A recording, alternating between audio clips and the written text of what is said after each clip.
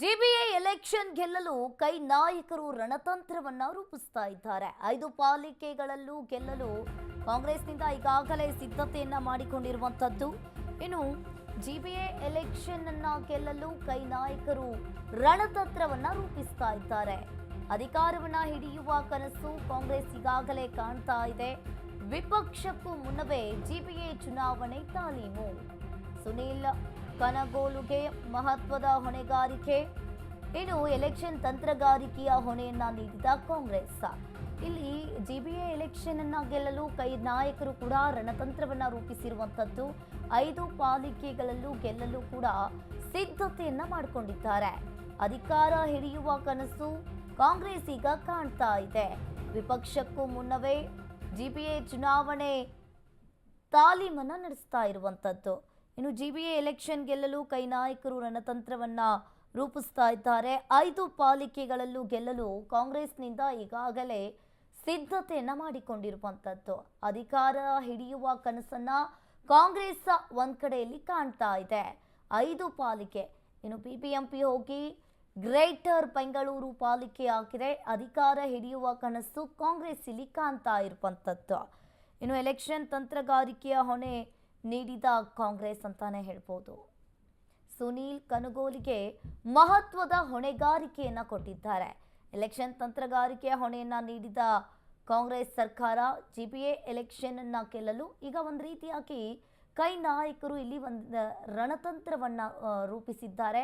ಒಟ್ಟು 5 ಪಾಲಿಕೆಗಳನ್ನಾಗಿ ಮಾಡಿದ್ದಾರೆ. 5 ಪಾಲಿಕೆಗಳಲ್ಲೂ ಕೂಡ ಅವರು ಗೆಲ್ಲಬೇಕು ಅನ್ನೋದನ್ನ ಈಗಾಗಲೇ ಎಲ್ಲಾ ರೀತಿಯಾಗಿ ಸಿದ್ಧತೆಯನ್ನ ಮಾಡಿಕೊಂಡಿರುವಂತದ್ದು. ಇನ್ನು ಜಿಬಿಎ ಚುನಾವಣೆಯಲ್ಲೂ ಕನಗೋಳಿಗೆ ಮಹತ್ವದ ಹೊಣೆಗಾರಿಕೆಯನ್ನು ಕೊಟ್ಟಿದ್ದಾರೆ. ಚುನಾವಣಾ ತಜ್ಞ ಕನಗೋಲುಗೆ ಜಿಬಿಎ ಜವಾಬ್ದಾರಿ. ಜಿಬಿಎ ಎಲೆಕ್ಷನ್ ಅಲ್ಲಿ ಗೆಲ್ಲಲು ಕೈನಲ್ಲಿ ಚಾಣಕ್ಯನ ರಣತಂತ್ರ. ಇನ್ನು ಪ್ರಶಾಂತ್ ಕಿಶೋರ್ ಟೀಮ್ನಲ್ಲೂ ಸುನೀಲ್ ಕಾರ್ಯವನ್ನ ಮಾಡ್ತಾರೆ. ಕಳೆದ ಬಾರಿಯೂ ಕೂಡ ಸುನೀಲ್ಗೆ ಇದೇ ಚುನಾವಣೆ ತಂತ್ರಗಾರಿಕೆ ಇತ್ತು. ವಿಧಾನಸಭೆಯಲ್ಲಿ ಕಾರ್ಯವನ್ನ ನಿರ್ವಹಿಸಿದ್ದ ಕನಗೋಲು 136 ಸೀಟ್ ಗೆಲ್ಲುವಲ್ಲಿ ಕನಗೋಲು ಪ್ರಮುಖ ಪಾತ್ರವನ್ನ ವಹಿಸಿದ್ದಾರೆ. ಚುನಾವಣೆ ವೇಳೆ ಅಭಿಯಾನವನ್ನ ನಡೆಸಿದ್ದ ಕನಗೋಲು ಪ್ರಿಯಾಂಕ್ ಸೆಂಥಿಲ್ ಮಾರ್ಗದರ್ಶನದಲ್ಲಿ ಜಾಥಾವನ್ನ ಮಾಡ್ತಾ ಇರುವಂತದ್ದು. ಇಲ್ಲಿ ಜಿಬಿಎ ಜವಾಬ್ದಾರಿಯನ್ನ ಚುನಾವಣಾ ತಜ್ಞ ಕನಗೋಲುಗೆ ಜಿಬಿಎ ಜವಾಬ್ದಾರಿಯನ್ನ ಕೊಟ್ಟಿದ್ದಾರೆ. ಜಿಬಿಎ ಎಲೆಕ್ಷನ್ ಅಲ್ಲಿ ಗೆಲ್ಲಲು ಕೈನಲ್ಲಿ ಚಾಣಕ್ಯನ ತಂತ್ರ ಅಂತಾನೆ ಹೇಳ್ಬೋದು. ಪ್ರಶಾಂತ್ ಕಿಶೋರ್ ಟೀಮ್ನಲ್ಲೂ ಸುನೀಲ್ ಕಾರ್ಯವನ್ನ ನಿರ್ವಹಿಸ್ತಾ ಇದ್ದಾರೆ.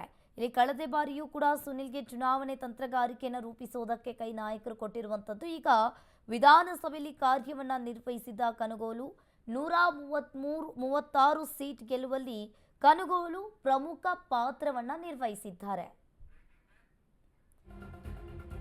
ಜಿಬಿಎ ಚುನಾವಣೆ ಹೊಣೆ ಸುನೀಲ್ಗೆ ನೀಡಲು ಪ್ಲಾನ್ ಅನ್ನ ಮಾಡಿಕೊಂಡಿದ್ದಾರೆ ಕಾಂಗ್ರೆಸ್ ಸರ್ಕಾರ. ಸುನೀಲ್ ಕನಗೋಲುಗೆ ಹೊಣೆ ನೀಡಲು ಡಿಕೆಶಿ ನಿರ್ಧಾರವನ್ನ ಮಾಡಿಕೊಂಡಿದ್ದಾರೆ.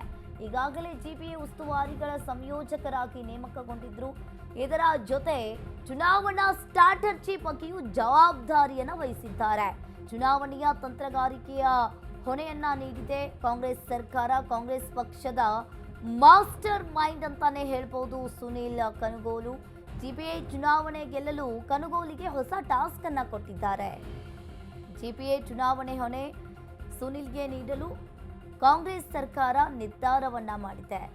ಈಗಾಗಲೇ ಜಿಬಿಎ ಕೂಡ ಚುನಾವಣೆ ಹೊಣೆ ನೀಡಲು ಸುನೀಲ್ಗೆ ನೀಡಲು ಪ್ಲಾನ್ ಅನ್ನ ಮಾಡಿಕೊಂಡಿರುವಂತದ್ದು. ಜಿಬಿಎ ಚುನಾವಣೆಯಲ್ಲಿ ಸುನೀಲ್ ಕನಗೋಲುಗೆ ಮಹತ್ವದ ಹೊಣೆಗಾರಿಕೆಯನ್ನ ಕೊಟ್ಟಿದೆ ಕಾಂಗ್ರೆಸ್ ಸರ್ಕಾರ. ಚುನಾವಣೆಯ ತಂತ್ರಗಾರಿಕೆಯನ್ನ ಹೊಣೆ ನೀಡಿದ ಕಾಂಗ್ರೆಸ್ ಸರ್ಕಾರ ಈಗಾಗಲೇ ಬಿಜೆಪಿ ಹಾಗೂ ಜೆಡಿಎಸ್ಗಿಂತ ಮುನ್ನ ಚುನಾವಣೆ ತಾಲೀಮನ್ನ ನಡೆಸಿರುವ ಕಾಂಗ್ರೆಸ್ ಸರ್ಕಾರ 5 ಪಾಲಿಕೆಗಳಲ್ಲೂ ಕೂಡ ಗೆದ್ದು ಅಧಿಕಾರ ಹಿಡಿಯುವ ಕನಸನ್ನ ಕೈ ನಾಯಕರು ಇಲ್ಲಿ ಕಾಣ್ತಾ ಇದ್ದಾರೆ.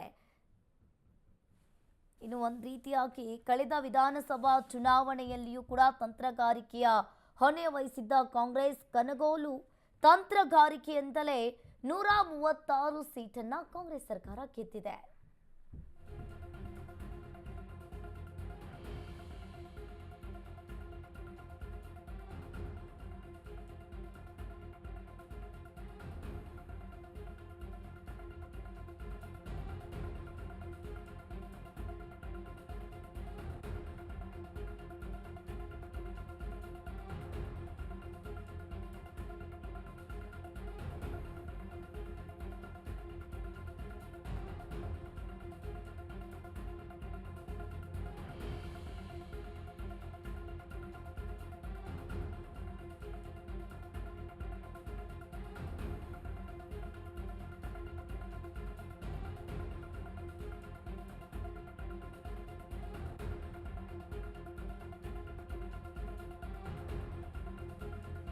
ಎಸ್, ಜಿಬಿಎ ಚುನಾವಣೆ ಹೊಣೆ ಸುನಿಲ್ ಮೇಲೆ ಇದೆ. ಈಗ ಸುನಿಲ್ ಕನಗೋಲುಗೆ ಹೊಣೆ ನೀಡಲು ಡಿಕೆಶಿ ಇಲ್ಲಿ ನಿರ್ಧಾರವನ್ನ ಮಾಡಿಕೊಂಡಿದ್ದಾರೆ.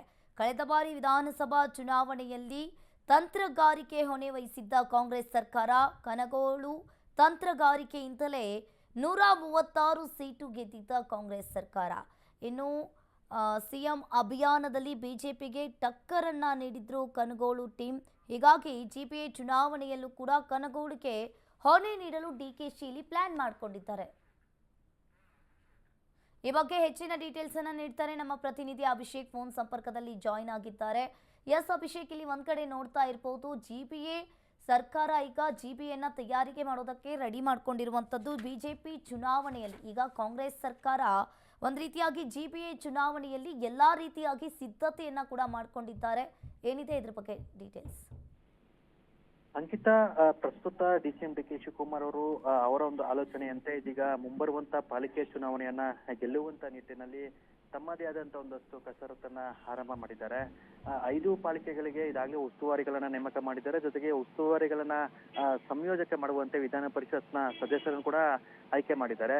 ಆದ್ರೆ ಅವ್ರನ್ನ ಸಂಯೋಜಕ ಮಾಡೋದಕ್ಕೆ ಏನು ಲೋಕಸಭೆಯ ಮತ್ತು ಕಳೆದ 2023ರ ಚುನಾವಣೆಯ ಏನು ಕಾಂಗ್ರೆಸ್ ಪಕ್ಷದಲ್ಲಿ ಪ್ರಮುಖ ಗೆಲುವಿನಲ್ಲಿ ಪ್ರಮುಖ ಪಾತ್ರ ವಹಿಸಿರ್ತಕ್ಕಂಥ ಸುನಿಲ್ ಕನಗೋಳು ಅವರಿಗೆ ಈ ಬಾರಿ ಕಾಂಗ್ರೆಸ್ ಪಕ್ಷ ಮಣೆ ಹಾಕಿದೆ. ಇದರರ್ಥ ಡಿಸಿಎಂ ಡಿಕೆ ಶಿವಕುಮಾರ್ ಹೇಗಾದ್ರೂ ಮಾಡಿ ಈ ಒಂದು ಪಾಲಿಕೆ ಚುನಾವಣೆ ಗೆದ್ದಿದ್ದೇ ಆದರೆ ಮುಂಬರುವಂತ ಏನು ಸಿಎಂ ಸ್ಥಾನವನ್ನ ಆಗಿರ್ಬೋದು, ಜೊತೆಗೆ ಏನು ನಾಯಕತ್ವ ಬದಲಾವಣೆ ಕೂಗೇನಿದೆ ಅದು ಹೈಕಮಾಂಡ್ ಮಟ್ಟದಲ್ಲಿ ಒಂದಷ್ಟು ಸಂದೇಶ ಹೋಗ್ಲಿ. ತನ್ನ ಒಂದು ಅಧ್ಯಕ್ಷತೆಯಲ್ಲಿ ಏನು 136 ಸೀಟನ್ನ ಗಳಿಸಿಕೊಂಡಿರ್ತಕ್ಕಂಥ ಏನು ಕಾಂಗ್ರೆಸ್ ಪಕ್ಷ ಇದೀಗ ಸ್ಥಳೀಯ ಚುನಾವಣೆಯಲ್ಲೂ ಕೂಡ ಕಾಂಗ್ರೆಸ್ ಪಕ್ಷವನ್ನ ಸಂಘಟನೆ ಮಾಡಿ ಮುಂಬರುವಂತ ಚುನಾವಣೆಯಲ್ಲಿ ಫಲಿತಾಂಶ ಕಾಂಗ್ರೆಸ್ ಪಕ್ಷಕ್ಕೆ ಬರಮಾಡಿಕೊಂಡು ಮುಂಬರುವಂತ ಏನು ದಿನಗಳಲ್ಲಿ ಸಿಎಂ ಸ್ಥಾನ ಸಿದ್ದರಾಮಯ್ಯನವರು ಅನಿವಾರ್ಯತೆಯಿಂದ ಬದಲಾವಣೆ ಆದ್ರೆ ಅದನ್ನ ಡಿಕೆ ಶಿವಕುಮಾರ್ಗೆ ಕೊಡಬಹುದು ಅನ್ನುವಂತ ಒಂದು ಸಂದೇಶ ಹೋಗಿ ಅಂತ ಆ ನಿಟ್ಟಿನಲ್ಲಿ ಡಿಕೆ ಶಿವಕುಮಾರ್ ತಮ್ಮದೇ ಆದಂತ ಒಂದು ಕಸರತ್ತನ್ನ ಮಾಡ್ತಿದ್ದಾರೆ. ಹೀಗಾಗಿ 2023ರ ಚುನಾವಣೆ ವೇಳೆಯಲ್ಲಿ ಏನು ಸುನಿಲ್ ಕನಗೋಳು ಅವರು ಏನು ಬಿಜೆಪಿ ವಿರುದ್ಧ 40% ಕಮಿಷನ್ ಆರೋಪ ಮಾಡಿದ್ರು, ಪೇ ಸಿಎಂ ಎಂಬ ಒಂದು ಅಭಿಯಾನ ಆರಂಭ ಮಾಡಿದ್ರು. ಇದೆಲ್ಲರ ಒಂದು ಸಲುವಾಗಿ ಕಾಂಗ್ರೆಸ್ 136 ಸೀಟ್ಗಳನ್ನ ಅಂದಿನ ವಿಧಾನಸಭಾ ಚುನಾವಣೆಯಲ್ಲಿ ಗಳಿಸಿಕೊಂಡಿತ್ತು. ಈಗ ಅದೇ ಒಂದು ಸ್ಟ್ರಾಟಜಿಯನ್ನ ಸ್ಥಳೀಯ ಚುನಾವಣೆಗಳಲ್ಲೂ ಕೂಡ ಬಳಸುವಂತ ಒಂದು ನಿಟ್ಟಿನಲ್ಲಿ ಡಿಸಿಎಂ ಡಿಕೆ ಶಿವಕುಮಾರ್ ಕೈ ಹಾಕಿದ್ದಾರೆ. ಹೀಗಾಗಿ ಸುನಿಲ್ ಕನಗೋಳು ಅವ್ರನ್ನ ಏನು 5 ಪಾಲಿಕೆ ಚುನಾವಣೆಯಲ್ಲೂ ಕೂಡ ಏನು ಉಸ್ತುವಾರಿಗಳ ಒಂದು ಸಂಯೋಜಕರಾಗಿ ಆಯ್ಕೆ ಮಾಡಿದ್ದಾರೆ. ಇದರರ್ಥ ಸ್ಥಳೀಯ ಚುನಾವಣೆಯಲ್ಲಿ ಹೆಚ್ಚು ಪಕ್ಷ ಸಂಘಟನೆ ಮಾಡಬೇಕು, ಜೊತೆಗೆ ವಿರೋಧ ಪಕ್ಷಗಳನ್ನ ಯಾವ ರೀತಿ ಈ ಒಂದು ಕಾರ್ಯತಂತ್ರದ ಮುಖಾಂತರ ಮತ್ತು ಒಂದಷ್ಟು ಸ್ಟ್ರಾಟಜಿ ಮುಖಾಂತರ ಗೆಲುವಿನ ಒಂದು ಸ್ಟ್ರಾಟಜಿನ ಕ್ರಿಯೇಟ್ ಮಾಡಬೇಕು ಅನ್ನೋ ನಿಟ್ಟಿನಲ್ಲಿ ಈ ಒಂದು ಡಿಸಿಎಂ ಡಿಕೆ ಶಿವಕುಮಾರ್ ಸ್ಟ್ರಾಟಜಿಯನ್ನ ರೂಪಣೆ ಮಾಡಿದ್ದಾರೆ. ಇದು ಎಷ್ಟರ ಮಟ್ಟಿಗೆ ಸಫಲ ಕೊಡುತ್ತೆ, ಎಷ್ಟರ ಮಟ್ಟಿಗೆ ವರ್ಕೌಟ್ ಆಗುತ್ತೆ ಅನ್ನೋದು ಕೂಡ ಸದ್ಯಕ್ಕೆ ಉಳಿದಿರುವಂತ ಒಂದು ಪ್ರಶ್ನೆ ಆಗಿರುತ್ತೆ. ಅಂಕಿತಾ, ಥ್ಯಾಂಕ್ ಯು ಅಭಿಷೇಕ್ ನಿಮ್ಮೆಲ್ಲ ಮಾಹಿತಿಗೆ.